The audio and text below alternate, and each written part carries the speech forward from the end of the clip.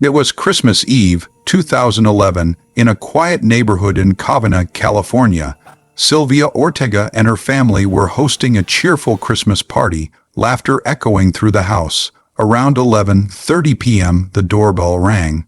When one of the guests opened the door, they were met with what looked like Santa Claus standing there, holding a large gift-wrapped box. Everyone thought it was a fun surprise, maybe a relative dressed up to spread some Christmas cheer. But that cheerful illusion shattered in seconds. Inside that gift box was a homemade flamethrower, and under that Santa suit was Sylvia's ex-husband, Bruce Pardo. Without saying a word, he pulled out 2 handguns and started firing. Panic erupted instantly.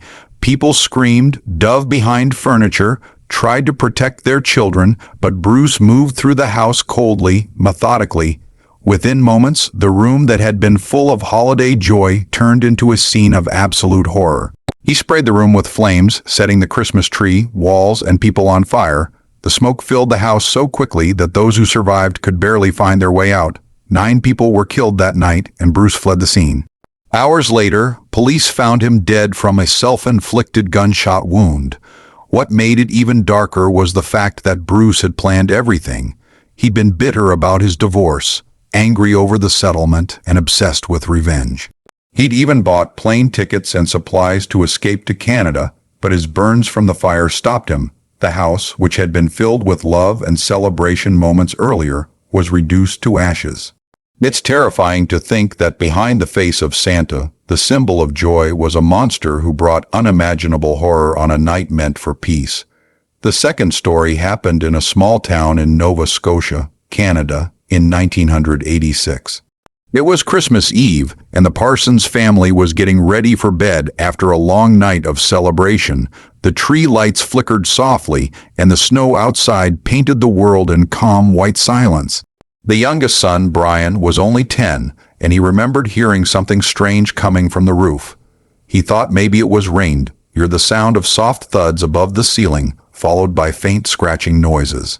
His parents told him not to worry, that it was probably snow sliding down, but as the night went on, those sounds became louder, more deliberate.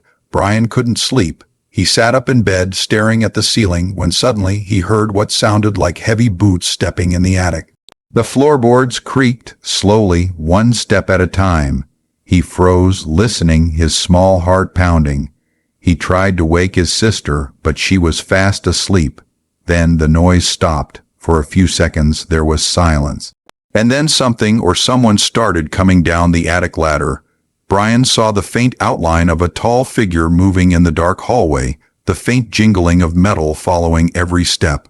He thought it might be his dad, but when the figure turned toward his room, he saw eyes reflecting the Christmas lights from downstairs, eyes that didn't belong to anyone he knew.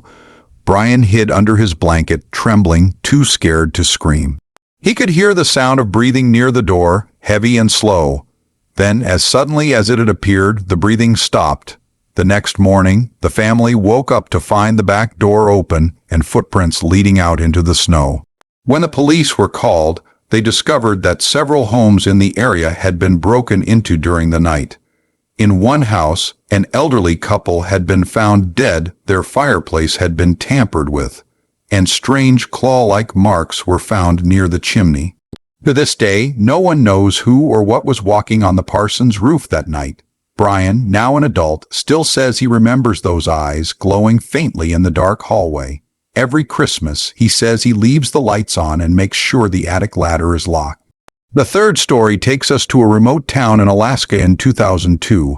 The winters there are long and dark, with only a few hours of daylight. A man named Jacob lived alone in a small cabin, miles away from the nearest neighbor. He worked as a park ranger, and though he was used to the silence, he often said Christmas was the hardest time of year. It reminded him of how alone he really was.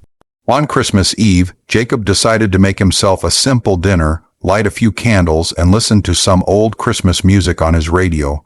Around 9 p.m., the radio suddenly began to crackle, like someone was trying to speak through static.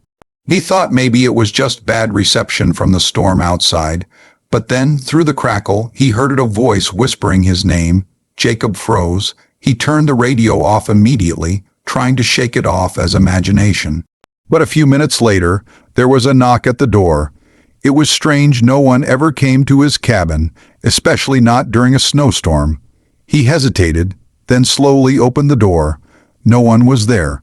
Just the endless white of the snow-covered forest. He stepped out a little, shining his flashlight around, but saw nothing. As he closed the door, something caught his eye, a single set of footprints in the snow leading away from his cabin toward the wood. They were bare footprints, no shoes, no boots, just bare human feet in sub-zero temperatures. Jacob locked every door and window, then sat near the fire, shotgun in hand. The storm outside grew worse, howling through the cracks of the cabin. Then he heard it again, the same faint knocking, this time from the window behind him. He spun around, but nothing was there.